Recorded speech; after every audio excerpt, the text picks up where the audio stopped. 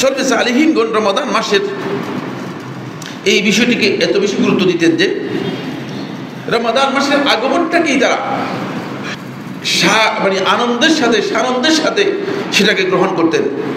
আব্দুল আজিজ ইবনে মারওয়ান রাহিমাহুল্লাহ তাআলা বলেন, কান আল মুসলিমুনা ইয়াকুলুনা ইনদা হুদুরি শাহর রমাদান, মুসলিমরা যখন রমাদান মাস উপস্থিত হতো তখন মুসলিমদের কাছে এই কথা আমরা শুনতে পেতাম।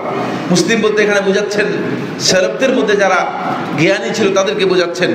আল্লাহুম্মা কাদ আজাল্লানা শাহরু রমাদান ওয়া হাদার, হে আল্লাহ, রমাদান মাস আমাদেরকে ছায়া দিয়েছে, আমাদের সামনে রমাদান মাস এসে উপস্থিত হয়েছে।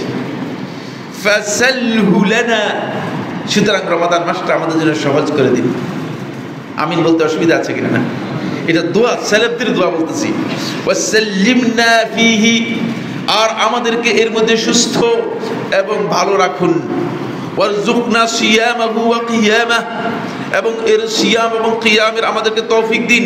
ওয়ারযুকনাল ফিহিল জিদ্দ ওয়াল ইজতিহাদ, এর মধ্যে সকল প্রকার ইবাদত যাতে করতে পারি সেই তৌফিক। ওয়াল কুওয়াত ওয়ান নাশাত, শক্তি সামর্থ্য, এবং এর মধ্যে আমাদেরকে মানে অন্তরের প্রাণবদ্ধতা দান করুন। ওয়াইদনা মিনাল ফিতান, আর আমাদেরকে এর মধ্যে যত ফিতনা আছে ফিতনা থেকে আমাদেরকে মুক্তি দান করুন, অথবা আমাদেরকে ফিতনা থেকে আশ্রয় দান করুন। এই রিওয়ায়াতটি আব্দুল আজিজ ইবনে মারওয়ান থেকে ইমাম তাবারানী রহমাতুল্লাহি মুআজ্জামের মধ্যে উল্লেখ করেছেন।